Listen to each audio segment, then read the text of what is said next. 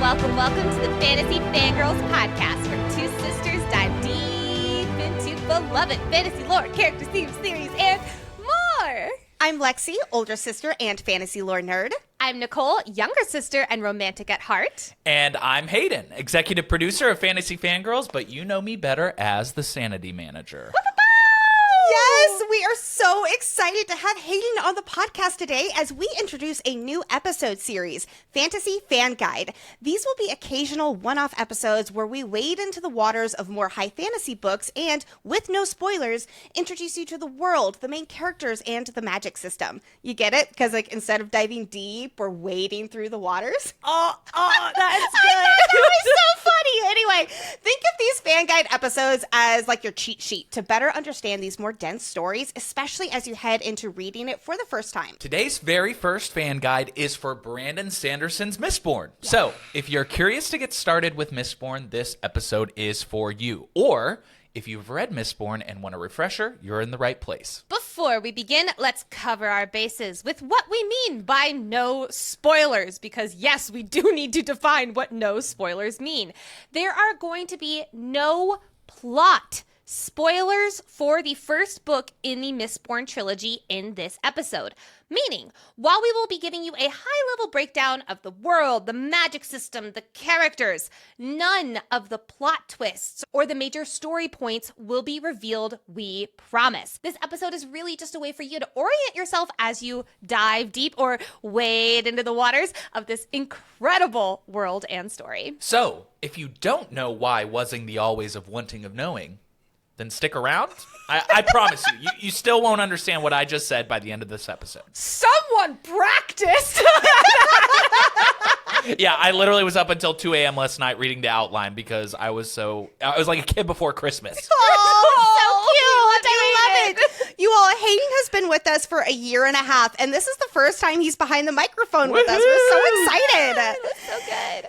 And of course, as always, we at Fantasy Fangirls are adults who say adult things about adult-ish books. So in other words, friends, this podcast, as always, is rated R. While it's true that there is no spice in this book, if you all know me as the romantic on this podcast, you know that I will find a way to make this rated R.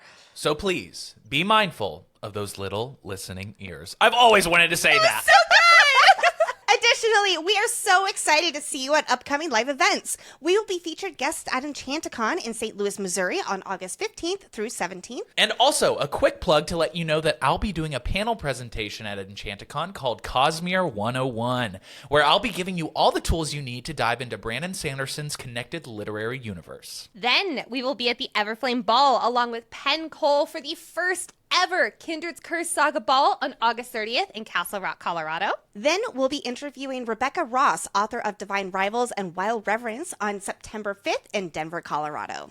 We will also be back at the Dragon Gauntlet in Boyne City, Michigan, September 12th through 13th. Then Romantasy BookCon in Orlando, Florida, October 23rd through 25th, where we are interviewing Rebecca Yarros again at Disney World. And on March 6th through 8th in my hometown of Dallas, Texas, we'll be podcast partners at Dreamers and Readers Festival. Check out our website or the links below for more information to all of these events, plus some discount codes as well. Last thing before we jump into the world of Mistborn, if you love Fantasy Fangirls and want more events, more content, more community, and so much more all around, please check out Fantasy Fan Club.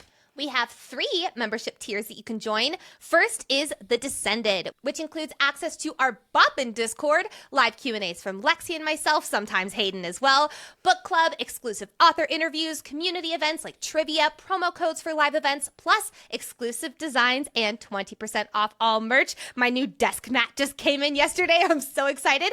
That is for $6 a month. Or you can join the royal family, which includes everything from the Descended level, plus early access to ad-free episodes, our full episode outlines, and special voting privileges, and that is for $10 a month. Then we have the Crown's Council, which includes everything from the previous 2 tiers, plus more behind-the-scenes content, a welcome gift, giveaways, private Discord channel, and your name shouted out on the podcast. That is for $25 a month. Join the party at fantasyfangirls.com/fan club. The link is also in the show notes. And thank you, as always, from the bottom of our hearts for supporting us. That does include Hayden here, too. As we have turned this podcast into a dream come true, it is all because of you. And now it is time to fly, not by bird, not by plane, but by metal. Oh, different metal. Got it. Before we get into the nitty-gritty, we thought it would be fun to give our first impressions of Mistborn, as well as give you all an idea why we're doing a one-off episode like this in the first place. One thing we love about the books that we've covered on Fantasy Fangirls, it's the magic systems, the world, the lore, but they all tend to be a little bit more digestible for sure. But there are amazing fantasy series that are higher fantasy that we also love. And quick disclaimer, when we say high fantasy, we are not making any judgments about the quality of the story. The books that FFG typically covers are masterful works in their own way. High fantasy is really just a subgenre of fantasy, like cozy fantasy or our favorite, Romantasy. Yes. We've heard from people in our community who want to go into these books, most popularly Brandon Sanderson's work, but they feel intimidated or scared at the level of world building. We also hear this from like When the Moon Hatched or Crescent City, stuff like that. So enter Fantasy Fan Guide. We want to make a spoiler-free walkthrough for these fantastic stories, starting with Mistborn, to make it more digestible and easier to hop onto page 1 without the overwhelm that absolutely can occur in the first 100 pages of any high fantasy story. While Brandon Sanderson is one of the biggest fantasy authors out there, he really did come into the spotlight more in our subgenre last year at Dragonsteel Nexus, when he shared a moving speech about Romantasy and the importance of welcoming this new surge of readers into the fantasy space. The YouTube link to his speech is in the show notes. I highly recommend checking it out. It's so great. Fantasy has been male dominated for so long, and it's so exciting that there's this new wave of readers who, for instance, love Fourth Wing and ACOTAR. Those are like their gateway books into fantasy. And yet, the fantasy genre does have a tendency to gatekeep, knocking these books and their readers down because some fantasy readers do consider them less than. I know we at Fantasy Fangirls have been really loud about breaking the stigma that these romantasy books, that they're just, dragon smut and fairy porn. They are so much deeper than the, few pages of intimacy that are on the page. And these books are introducing people to a whole new magical genre where we find joy in the fantastical and celebrate reading as a whole. Brandon's speech, first and foremost, welcomes romantasy readers into this space, and he challenges these gatekeepers to basically knock that shit off. He praises these books and their readers for being exactly what they are and resonating with their audiences, and introducing fantasy to a whole new group of people. For one of the biggest fantasy authors, and yes, a male one at that, who a lot of these judgmental gatekeepers respect and look up to, for him to celebrate this romantasy wave was honestly a big deal for those of us in this subgenre. It's not a this or that, us versus them, when it comes to fantasy. Sure, we all have our preferred subgenres and styles, but at the end of the day, we are all here for the same purpose: to get lost in a story, fall into a different world, connect to the characters, and see ourselves in their journeys. Okay, snaps for Brandon, everybody. He also tells the stories of characters who experience depression, PTSD, disassociation, imposter syndrome, and more. I could go on and on. He shines a light on these real-world identities and experiences with real care. One of my favorite examples of this is that there is a main character in one of his series that is on the spectrum. But it's never really explicitly mentioned on the page, and in fact, it's only been confirmed by Brandon in interviews in the past. All this to say, Brandon shows us the way these characters experience the world. He doesn't have to tell us, and it makes his portrayal of these characters even more real. I think about Rebecca Yarros in that way. That's something that Lexi and I praised really highly when we started deep diving Fourth Wing, was that there are these characters who are non-binary, who are gay or bi or stuff like that, and it's just never stated in a, this character is gay. It just is. And I feel like Brandon is also very much that show don't tell in that way, where it just seems so normal, and I love it. I love it so much. Yeah, absolutely. I feel like that's kind of an evolution of representation, right? I feel like for the longest time, people wanted to see simply just queer people on the page, right? And that became the defining characteristic of those characters in many cases. But now seeing all these books where people just happen to be queer, happen to be struggling with mental illness, and it's not really even mentioned explicitly in any exposition. It's just shown to you through the way that they experience the world. I just think it's so refreshing. Okay, you two. Now that we are done with the Brandon Sanderson housekeeping, without any plot spoilers, how did you like Mistborn? And specifically for Lexi and Nicole, what about this story stuck with you the most after you finished? I'll hop in because I think of the three of us, I am probably the one who is least likely to pick up this type of high fantasy. That is an accurate statement. Yes. Now, When the Moon Hatched and Crescent City 1 are some of my favorite books of all time. But I think when it comes to there's romance in those. And to be honest, like these types of books where they are very high fantasy, they are really leaning into the character development, the lore, and all that kind of stuff way more than romance. On average, that tends to not be something I pick up. And yes, romance is not very prevalent in this book. So personally, I was quite nervous, and maybe that's not the right word, but I'm going to go with it anyway. I was nervous to dive into Mistborn because I was worried that, frankly, I would feel dumb or lost or bored without that gripping romance on the page. And none of that happened at all. It took me a minute to get into the story, I will say that. But when the main plot is introduced, I think it was in the first few chapters, I was like gripping. I was hooked. I was ready.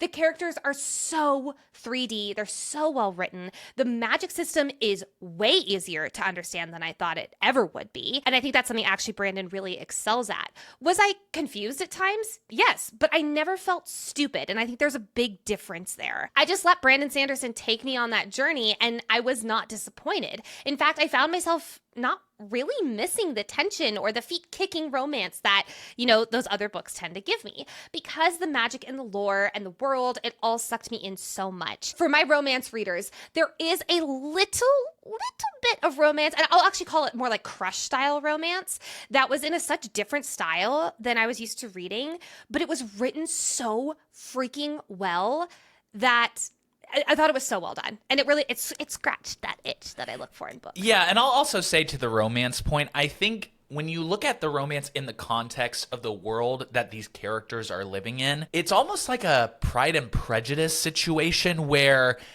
stolen glances, leaving books for each other, etc., is almost on the level of like an open door sex scene. I think we also have to consider the age of the characters that we're dealing with here. Yes, absolutely. No spoilers, but it's not like we're dealing with full-blown adults. We are dealing with teenagers or very young adults. And so I think it wouldn't have quite made as much sense to have as much graphic goings on as our fans are used to. I love that we're having this conversation because this is the exact kind of book I would gravitate toward if I didn't fall down the Romantasy rabbit hole 2 years ago. In fact, I had heard of Brandon Sanderson before I knew anything about Sarah J. Maas.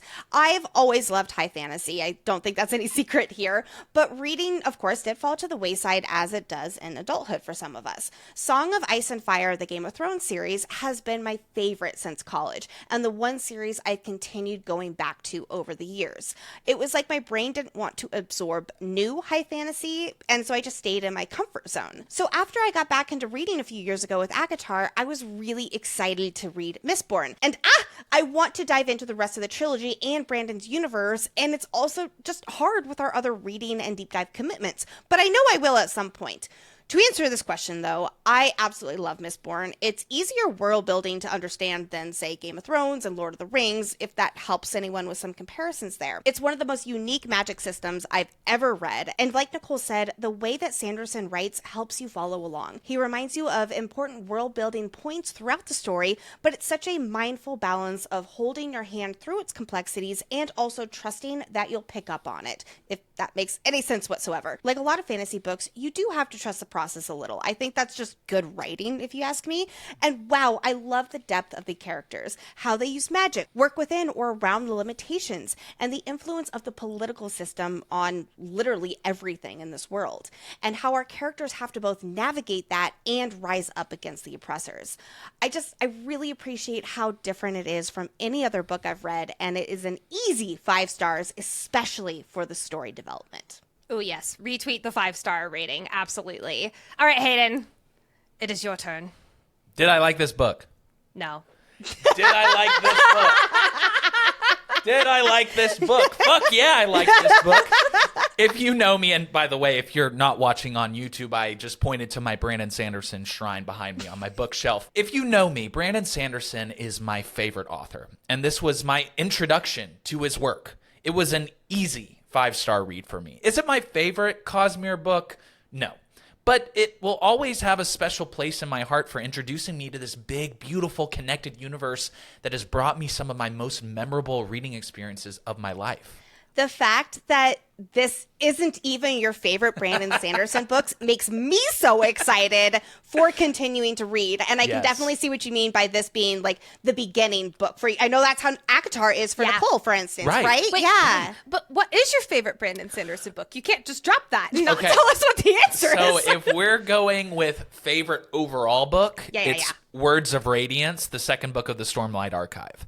If we're talking about favorite Sanderlanche, which we will be touching on later in the episode, it is Oathbringer. That's all I'm going to say. What is the difference of the worlds? It sounds like we get to sit back and listen to teacher. Yes. Oh, Okay. and Oathbringer, that's the next book in the Stormlight Archive. But anyways, in terms of what stuck with me most after the book, I think I was struck the most by the characters in the story. When I think about what keeps people from taking the Sanderson plunge, a lot of it comes down to, yes, the sheer page count. But I think even more of it comes down to Sanderson's reputation among the fantasy community. Brandon has said in interviews that he's broadly viewed as the world-building guy or the magic systems guy. And don't get me wrong, he does build incredibly rich worlds and magic systems, but every time I close a Sanderson book, I find myself realizing that the through line of each of them is just the journey of its characters. That is so true. When I think of Sanderson, like I automatically think of his worlds, but then when I do actually think about the book that I read, I think of Vin and Kelsier. Yeah, same. Big same. Okay, that's what we liked about the book. What surprised us about the book, especially because all of us have come from different corners of the fantasy world and genre? So continuing from what you were just saying there, Hayden, is the characters really did surprise me. Specifically, the female protagonist, Vin. I was pleasantly surprised by how Sanderson wrote a teenage girl who's trying to find her place in the world. Nicole and I almost exclusively read fantasy written by women with powerful FMCs at the forefront. And I'll admit the bar was pretty low for Sanderson with Vin's introduction. Fair. It's just true, yeah. But I appreciate how she is three-dimensional and steps into her identity in her own, I'll say, realistic way for a teen in her circumstances. It certainly is a male-dominated book, but getting Vin as much as we do balances it out for me. And again, it's just like the setting that they are in as well. Like, it makes sense for her character being kind of the only girl in that way. We see her POV as she navigates being one of the youngest people of the group and the only girl. This Mistborn book is also one of my favorite books ever written in third person. I literally can't imagine the book being written any other way. And I'm usually much more of a first person versus a third person, but I love how this was done third person. And also the balance between Vin's POV time and Kelsier's is so perfect and fantastic. Absolutely. I think the thing that surprised me the most was the absolute breakneck speed of the last 100 pages or so. Oh my gosh, yes. If you have dabbled in Sanderson at all, even just like looking him up on YouTube, you've probably heard the term Sanderlanche. Essentially, it's the idea that each Sanderson book culminates in a fast and furious finale that leaves your jaw on the floor. And once you're on the Sanderlanche, you can't get off of it. Have you ever been running on a treadmill in the gym and then you trip and so it just completely throws you off your ass? That has Have you? happened. Yes. Oh my God. Oh, really? Oh yeah. I'm so sorry to hear that. Yeah. I'm so sad for you. It's actually happened to me multiple times. I don't know why. In fact, there was one time when I was on summer break from school and I was back home and I was at the gym on the treadmill and there was only me and one other person and I tripped and I got flung across the entire room basically. You know, in that moment you're like, do I get back on or do I just cut bait and walk away without saying a word? I chose the latter. I just walked away in shame.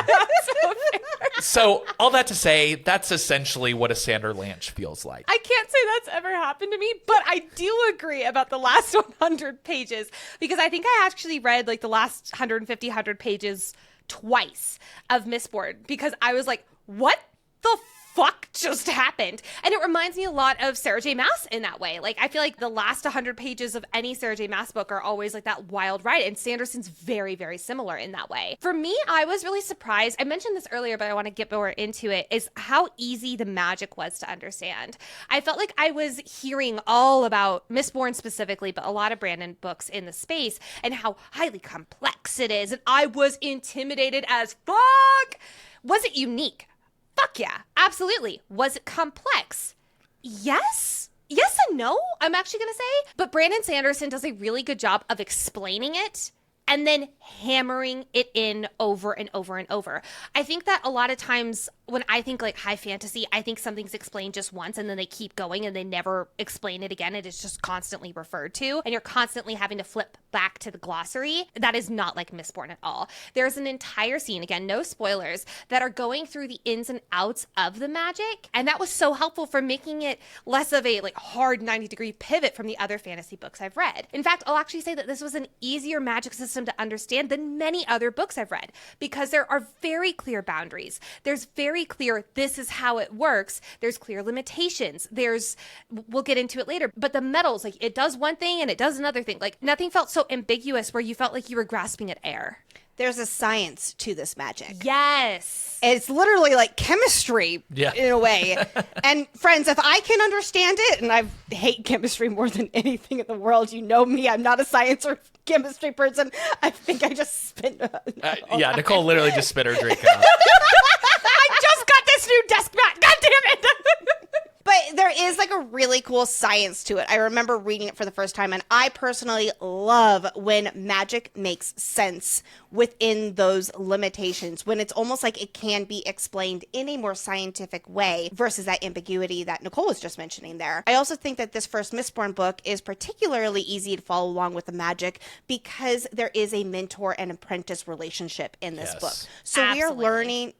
we're learning right along with Ven, and Kelsier is such a fantastic teacher. And I just love how we are right there with Ven learning along with it, and she has to try things out. She's training, she's learning as she goes, so we do as well as the readers. Something that I love about Mistborn specifically is the question that kicked off this entire book was, what would happen if the Dark Lord, the evil overlord, won the battle? And I'll even add, there's this like twist or this extra element of magical band of Ocean's 11 thieves. What if they were set out to defeat him? Honestly, if I had heard that before reading Mistborn, I would have wasted no time before launching my butt into this. It's a great book. tagline. It's to be sure. great. Anything Ocean's 11, I love Ocean's 11, and that is just a perfect way of describing Mistborn. Exactly. All right, friends, now that we have shared our personal thoughts about Mistborn, it is time to turn to our cheat sheet, aka what this fan guide is all about. So let's offer a foundational understanding of three of the main pillars of this story: the world, the magic system, and the main characters. Like we said earlier in the show, this will not contain any plot spoilers. Instead, this is information for you to reference as you start wading into Mistborn. So first, we're going to talk about the world of Mistborn. But before we dive in, I think it's actually important to make a quick disclaimer about how Mistborn fits into Sanderson's larger universe, the Cosmere.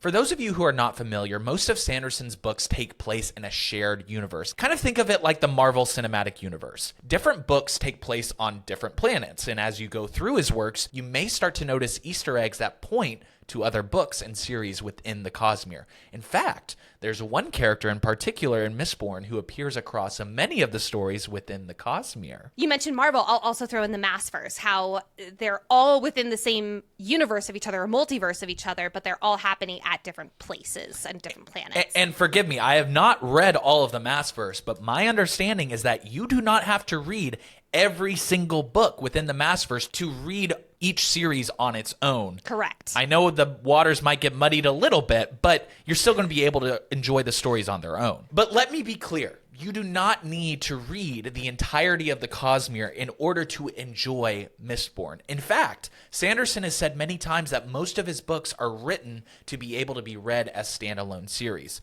All the other hidden goodies are primarily just for eagle-eyed fans who enjoy looking for the deeper connections. If it makes our listeners feel better, I still don't know the first thing about the rest of his universe, but I'm so excited to learn from Hayden at his Cosmere 101. But I do love and understand Mistborn. Yes, retweet.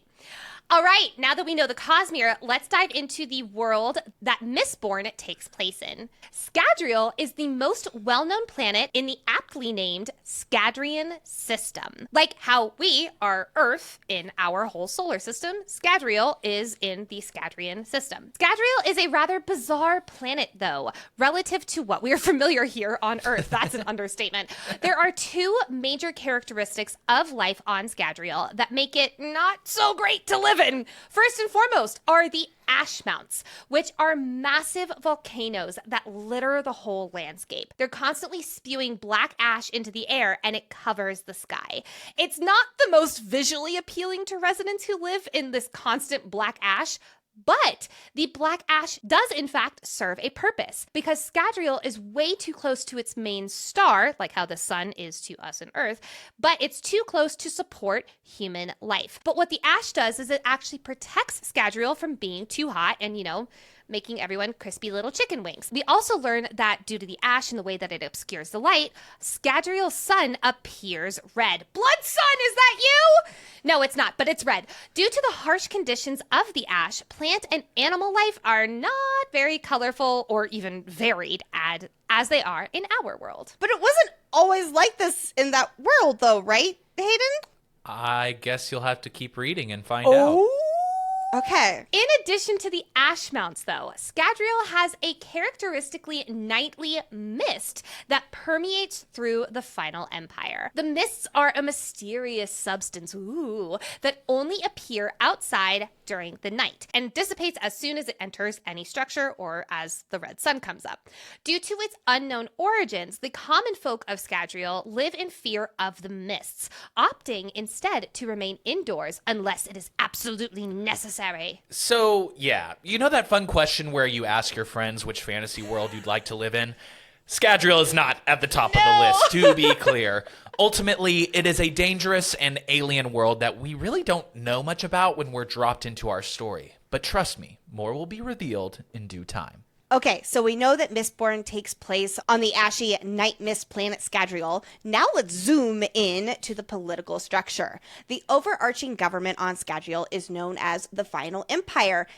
Hey, isn't that the name of the first Mistborn book that we're talking about here? Underneath this umbrella of the Final Empire are local governments called dominances. These territories are ruled by various nobles within the society, but each dominance is ultimately controlled by and owned by the Final Empire. Luthadel is the capital city of the central dominance. It is where the majority of our story here takes place. Think of Luthadel as the Washington, D.C. of this world. Political power is concentrated in this city. The Lord Ruler, more on him in a moment, lives here and all of his most important governmental operations are run from Luthadel. This means that many of the noble houses of the world reside in Luthadel too, since they're closely tied to the political going-ons.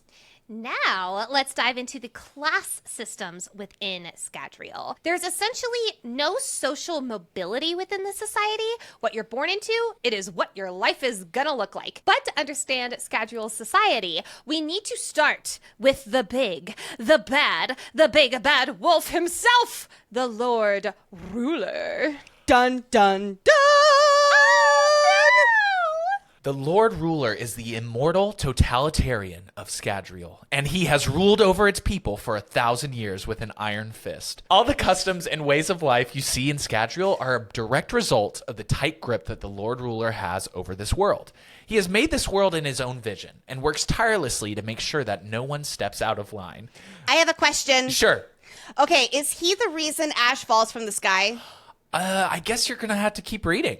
Okay. But do you mean he made the volcanoes? Man, Never I don't mind, know. Keep going. I'm sorry.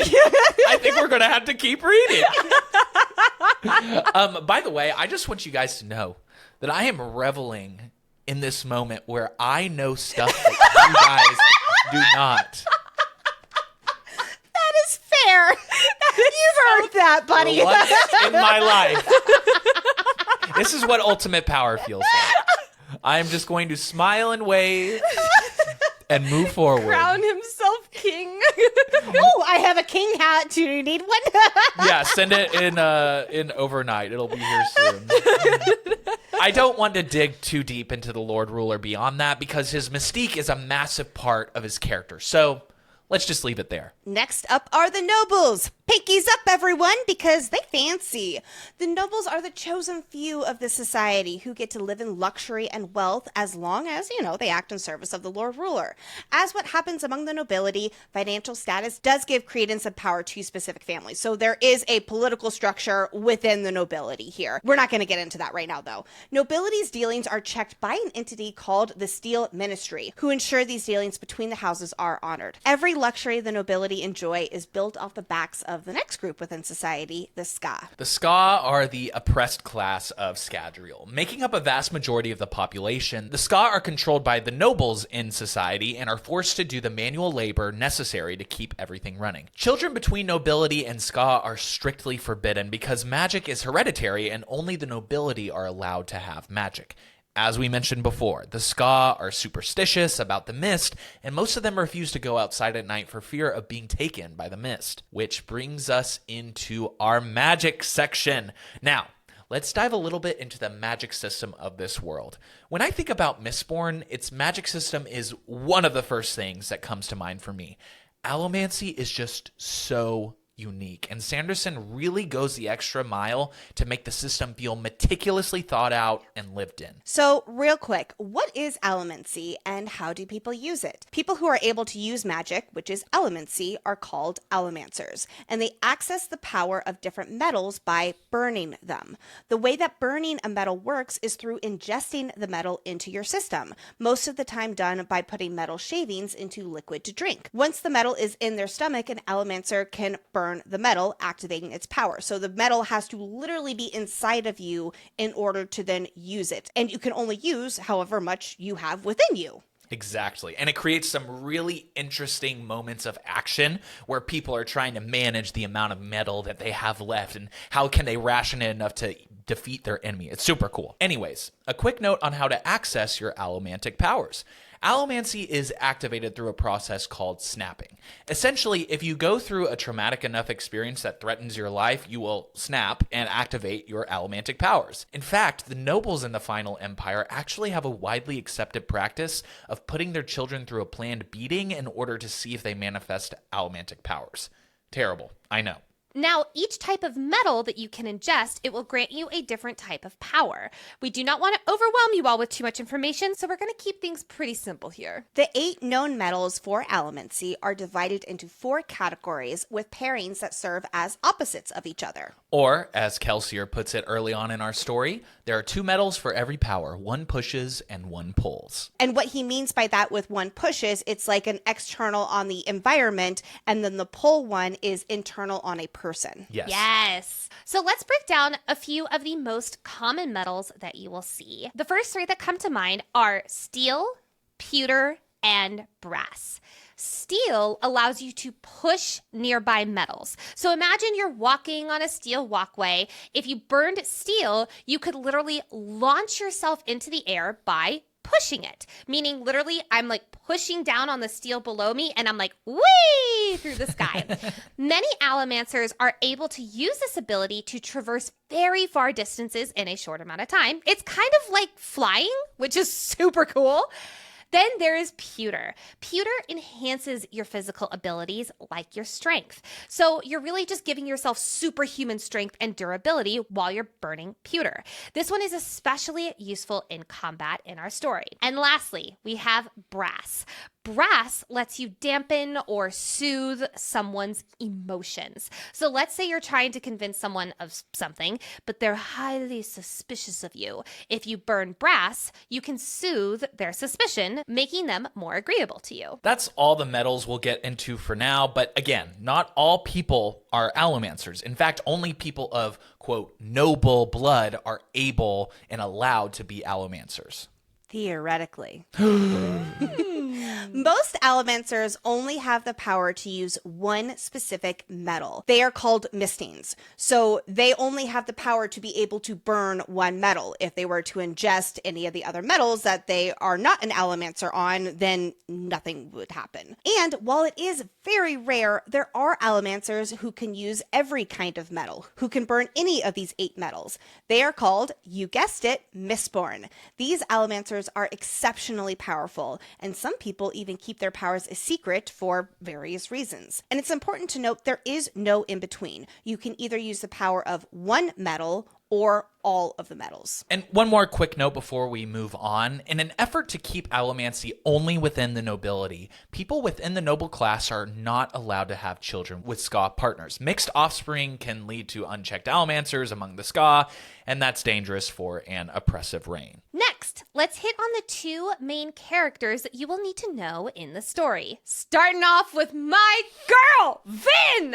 She is our avatar for the hero's journey and the protagonist. Quick aside, I was not expecting to see a female protagonist, let alone one that, in my opinion, is so freaking well written and complicated and 3D in a male-written fantasy. And that's on me, I will be honest. But again, in my opinion, Sanderson nailed it. And actually, Murphy Napier, she's a booktuber, she had a great analysis about Vin and how she is really just a shy, ever second-guessing herself teenager. And for many of us who feel like we have so much more inside of us, but because of our environment, we feel like we need to curl into ourselves and take up less space, but we also need to have thick skin to protect ourselves. That is Vin. And that's why I feel like she's so very relatable, even as a teenager. Like I've said, have I mentioned, Vin is a teenager. She grew up very poor on the streets, and she is half Ska, meaning her mother was Ska and her father was a noble. But both parents are very out of the picture. So she grew up primarily with her older brother, Reen, who is a dick! And even though he also abandoned her a few years ago, his bullying words are on a constant loop through Vin's head. Reen taught Vin that she should trust no one. She should always keep her hair short so she doesn't attract attention. She should stay small. She shouldn't stand out. She should blend into the shadows of all costs. Great guy. But these oddly wild, very lucky things keep happening to Vin as she tries to survive the Ska streets, which brings her to the attention of someone named Kelsier. Before we move on, is it safe to say that we can give a smiting L to Reen? Absolutely. Yes. Oh, smiting L. Ooh. Hayden comes on the show and he's pulling out the big boys over here. Oh my God. Then we have the main male protagonist named Kelsier, who is also half Ska. He is a confident leader and a very powerful Mistborn. He smiles often and easily, and it's one of his little ways of rebelling against the Lord Ruler's oppression. He is also extra hateful toward the nobility. There's like everybody else's hatred, and then there's Kelsier's. Before he came into his Mistborn powers, he used to be a well-respected Ska thief in Luthadel before he was sent to the pits of Hathsin, which is a very bad place where wrongdoers get sent.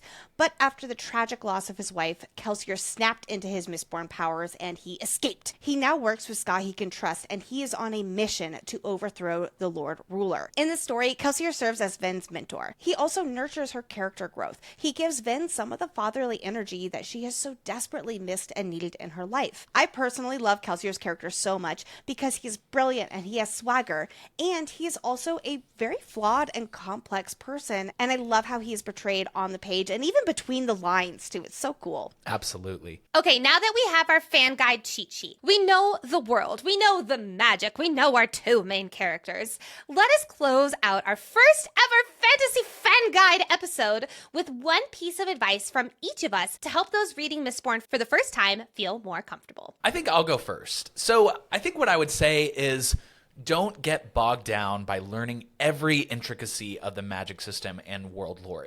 Not even through the entirety of the book. When you finish the book, you'll still probably have some questions. But guess what? That's what the next 2 books are for. Essentially, I like to explain the magic system like this. You will not understand it until one day you just will. Like you'll get to a point where he'll say, oh, Vin burned steel. And you're like, oh, that's right. So she's going to be pushing on whatever she's using. Sanderson Trust me, we'll get you there. Instead, focus in on the characters and their journeys. The magic is just a tool to help these characters through their stories. I remember when I was reading it for the first time, I was messaging Hayden in our Discord channel, and I was like, what does this mean? And he was like, trust the process, Nicole. And I did, and I had a great time. I also think that there's quite a few guides online, too, that have lists of all of the different metals and, you know, what they do. So while we don't have one here at FFG, that would be a really great thing to have, though, is just Google it, and you can have that as like a handy little tool as you read along. But again, it is not necessary. The purpose of the story is ultimately the characters and their journey and fighting against this oppressive reign. And to that point, I would also caution people to be very careful about spoilers when making that search. So we will find a spoiler-free guide on the internet to put in the show notes for this episode. No worries. Yes. My advice is consider reading Mistborn a practice in allowing yourself to be confused and not feel like you have to know anything.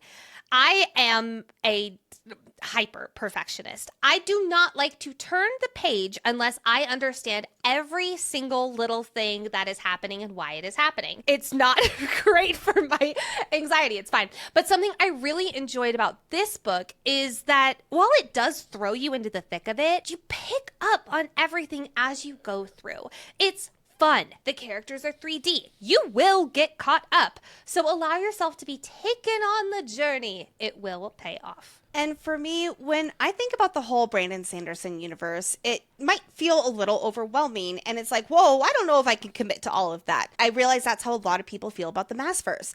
But also, and this is a reminder for myself too, it always starts with just one book. One book to be introduced to the world, to the magic system, and to the characters. And as we continue reading on our own time, at our own pace, the author holds our hand through it. So when I looked at Mistborn as one book to read, it was so much more approachable, and I felt really excited to read it. Like how I hope this fan guide episode has helped you, this really is all you need to know as you get into reading. And like Nicole and Hayden have been saying, we promise you'll pick up on the rest. And it is a story that takes you through all of the emotions. Yes, with great world building, but fantastic characters where you are right there with them on the journey. Like my mouth was hanging open in those last 100 pages and I shed a few tears. That's all I'll say. Okay, friends. Wow. We did it. This was so much fun. I'm so glad we got to do this. But before we get out of here, I wanted to take a moment to share why the Cosmere is so important to me. Getting to talk about these books that I love so much is such a gift, and I got a little bit of inspiration from Nicole with her love letter to smut. So here it goes. I started working with Nicole and Lexi in 2023, and at the time, I would not have called myself anything close to a reader. Much like Nicole and Lexi, I loved reading as a kid and grew up on fandom. I loved it so much, but as the responsibilities of school and adult life weighed down on me, I just stopped prioritizing reading for joy. And as FFG deep dived Empyrean and ACOTAR, I certainly enjoyed those stories, don't get me wrong, but I felt a tug to find stories that were for me. I'll always be grateful for the lessons that Romantasy stories have taught me, but I sometimes have a hard time seeing myself in those stories. Being a man in the Romantasy space can be a little weirdly isolating. Sometimes I look at everyone's favorite book boyfriends and I think, wow, is that what I need to be for my wife? For my friends, for myself? I mean, listen, I do lots of nice things for my wife, but I don't know if I can ever be Luther Corbois or Zayden Ryerson. Trust me, I do not have the abs for it. Then foot massage, that's all you need, my guy. Then, in July of last year, I picked up Mistborn, and I knew I had found my literary home. As I continued along the Cosmere, I didn't just see myself in one character, but in many. Vin, Sazed, Kaladin, Dalinar, and Shallan, just to name a few. I have learned so much from Sanderson's books, and many of my favorite moments will stick with me. But there are two lines from the Stormlight Archive in particular that will stay with me forever. Don't worry. We're not delving into spoilers here, I promise. The first is the iconic life before death, strength before weakness, journey before destination. This line has reminded me that in a world where we always want more and we always want it now, nothing is more important than the journey you take along the way. When you see where you want to go and it looks impossibly far, remember those words. I remember in my early 20s when I was depressed and unhappy with my life and my relationship, I would take my dog outside at night before bed and look up in the sky and think to myself, I guess this is just what my life is going to be like, huh? And that version of me didn't know what was in store for him and the wonderful life that was waiting on the other side. If I could go back and say anything to that version of me, it would be 3 words: journey before destination. And second is the most impactful line of writing I have ever personally read. It's very simple, but often the best lines, and in this case, ideals, are, if I must fall, I will rise each time a better man. Brandon's stories are about broken people striving to do the best that they can. And these characters have taught me that I don't need to be the perfect man to leave my mark on the world and to be what those I love need. If you struggle with knowing yourself, read Brandon's books. They have helped me understand that all I need to do to be enough is rise each day and meet the journey ahead. These stories have helped me so much, and I truly believe no matter your struggle, they can help you too. Wow. Love you, Hayden. I love you guys too. Oh my God. I was not expecting to cry on this episode. And with that, friends, thank you so much for listening to our first ever episode of Fantasy Fan Guide. I am crying like a baby right now. If you enjoyed this style of show, please let us know. We are having a lot of fun experimenting with Fantasy Fangirls and seeing what other kinds of content we can provide all of you. And so we would love to hear your feedback on this, as well as what other books you would like to see on Fantasy Fan Guide. We will be back with our regularly scheduled programming this Monday with continuing our deep dive of the Kindred's Curse saga by Penn Cole with Heat of the Everflame. Friendly reminder that if you want more content, more connection, and just more all around, hey, what if you want to see Hayden cry more? You can get all of that at our fan club at fantasyfangirls.com/fanclub. Link is also in the show notes. 3 cheers for the crying Sanity manager and his debut show! Woohoo! Huzzah! Huzzah! Huzzah! We did Love it. you, It was- Hayden. I love you too. We are very active on social media. We have weekly trivia right now for a Kindred's Curse Saga deep dive. We also have fantasy guides and lots more. So please be sure to follow us on Instagram and / TikTok at Fantasy Fangirls Pod. And if you're watching this on YouTube or you want to watch on YouTube, please hit that subscribe button to keep following along. And while you're clicking buttons, don't forget to hit that 5-star rate and review button. It takes 2 seconds and is so helpful, not just for this podcast, but for any podcast you listen to. And last but not least, share with your fellow Mistborn friends. If your group text has been popping off on who's this Brandon Sanderson guy, we should really check him out. This is a great episode for all of you to have your cheat sheets. All right. Thank you so much, everybody. Bye. Bye! Before we get into the... Hello. I'm not 12 years old. Okay. Oh, fuck. That's my line. You guys are like...